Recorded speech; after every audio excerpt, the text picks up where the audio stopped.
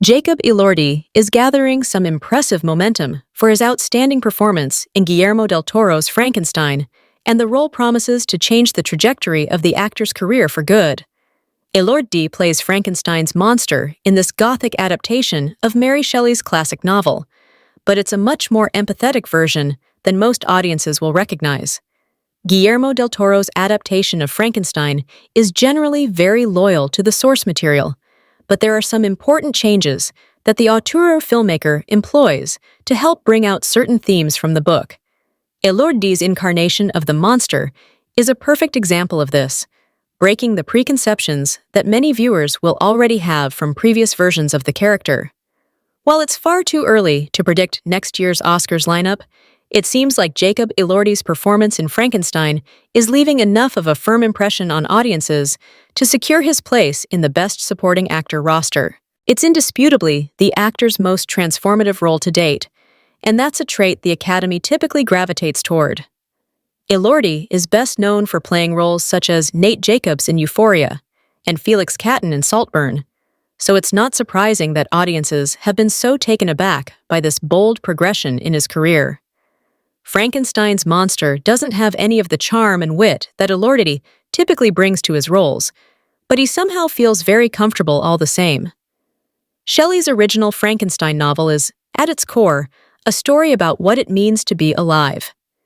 The author draws some fascinating parallels between Frankenstein and his creation, forcing the audience to question which of these figures is truly the monster as the story progresses. This is just one of several key themes in Shelley's novel, but it's arguably the one that del Toro focuses most clearly on through his upcoming adaptation. The way he paints the dynamic between creator and creation is extremely compelling, and the entire storyline hinges on Elordi's performance being relatable and empathetic enough to shine through the prosthetics. Shelley's Frankenstein has been adapted countless times over the years, and one of the major aspects that filmmakers often get wrong is the tendency to make the creature a mindless, selfish, grotesque monster, sometimes even playing the role for laughs. This works in classic comedies like Young Frankenstein, but it's not what this character is supposed to be. Instead, Elordi reaches into the deep humanity of this character, forcing the viewer to reckon with their own complicity in viewing the monster as something less than themselves. He's innately curious, deeply emotional, and profoundly human in a way that very few iterations of Frankenstein have ever captured as effectively.